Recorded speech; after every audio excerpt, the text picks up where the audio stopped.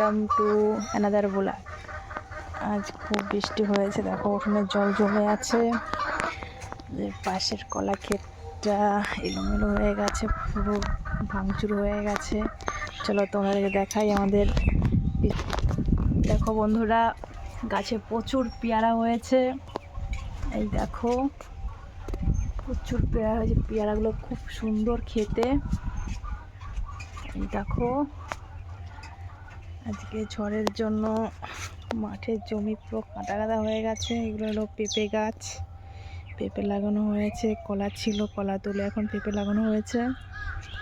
ওই সামনে দেখতে পাচ্ছ ধান, দুদিন পরে ধান কাটা হবে। আর ওই একটা টিনের সাটা দেখতে পাচ্ছ, ওটা আমাদের একটা শ্মশান আমাদের গ্রামের। আমাদের এখানে ভিউটা কেমন লাগছে? ভালো লাগলে একটা লাইক, কমেন্ট, শেয়ার করবে। টাটা।